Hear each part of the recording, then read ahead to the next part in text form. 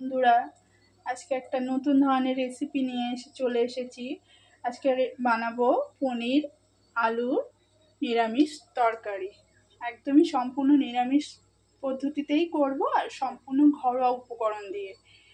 মশলার জন্য লাগছে এই টমেটো, একটু পোস্ত, চারমগজ, সাদা তিল, একটু আদা আর কাঁচা লঙ্কা। আর এদিকে আলুগুলোকে আমি ভালোভাবে ধুয়ে ডুমো ডুমো করে কেটে রেখে দিয়েছি। আর একটা পনিরগুলো একটু হলুদ মাখিয়ে রেখে দিই। চলো তাহলে রান্নাটা শুরু করি। রান্নাটা করব সম্পূর্ণ সরষের তেলে। কড়াইতে আমি তেল দিয়ে দিয়েছি। তেলটা গরম হয়ে গেলে হলুদ মাখানো পনিরগুলো ভেজে নেব। পনিরগুলো আমি ভাজতে দিয়েছি।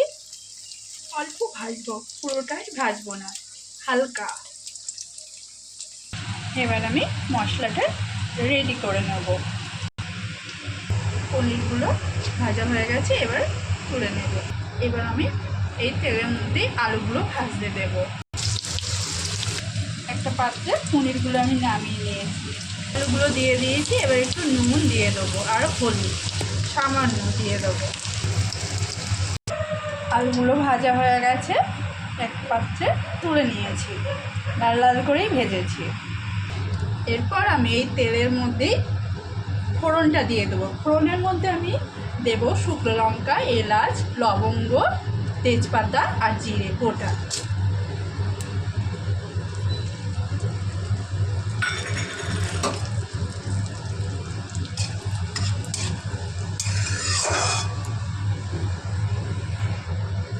এরপর এর মধ্যে আমি যে মশলাটা রেডি করে রেখেছি ওইটা দিয়ে দেবো।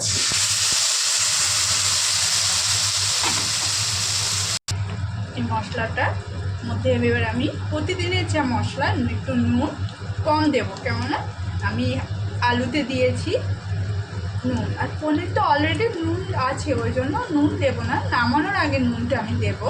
একটু হলুদ দেবো, একটু জিরে গুঁড়ো, ধনে গুঁড়ো আর একটু সামান্য লঙ্কার গুঁড়ো, জাস্ট অ্যাড এ কালার। এবার এটাকে ভালোভাবে মশলাটাকে কষে নেব। মশলাটা দিয়ে সুন্দর একটা গন্ধ বেরোচ্ছে, জানেন তো বন্ধুরা? আপনারাও চাইলে এরকমভাবে বাড়িতে পনিরের রেসিপিটা বানিয়ে দেখতে পারেন, খুব ভালো লাগবে। একদম ঘরোয়া উপায়, ঘরোয়া মশলায় মশলাটা কষানো রেডি হয়ে গেছে। এবার আমি পরিমাণ মতো জল দেব। এবার এই জলটা ফুটে উঠলে, পরিমাণ মতো জল দিয়েছি, এবার এটা ফুটে উঠলে আমি ভাজা পনির আর আলুটা দিয়ে দেব। ঝোলটা ফুটে উঠেছে, এবার আলু আর পনিরগুলো দিয়ে দেবো।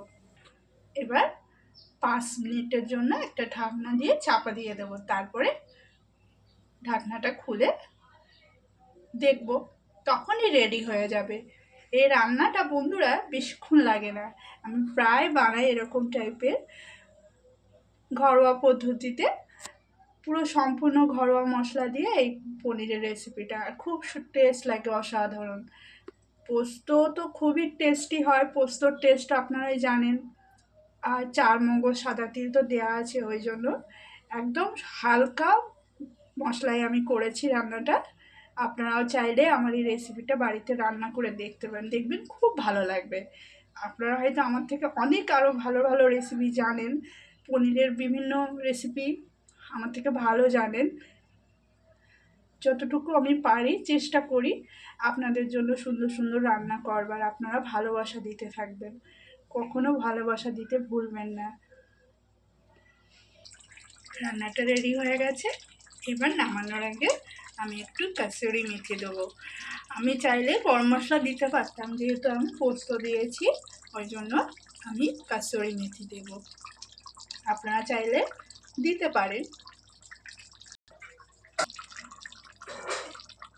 1 সেকেন্ড রেখে এবার নামিয়ে নেব। একটা পাত্রে নামিয়ে নিয়েছি। আপনারা চাইলে আমার এই পনিরের রেসিপিটা বাড়িতে রান্না করে দেখতে পারেন, খুবই ভালো লাগবে। আর যারা ফেসবুক থেকে দেখছেন তারা অবশ্যই ভিডিওটি ভালো লেগে থাকলে লাইক করবেন আর আমার পেজটিকে ফলো করবেন। আর যারা ইউটিউব থেকে দেখছেন তারা আমার চ্যানেলটাকে সাবস্ক্রাইব করবেন আর কমেন্ট করে জানাবেন যে আমার রান্নাটা কেমন লাগলো। ভালো থাকবেন আর আপনারা সকলে সুস্থ থাকবেন আর আমাকে সাপোর্ট করবেন প্লিজ। দেখা হচ্ছে আমার পরের রান্নার রেসিপিতে। টাটা।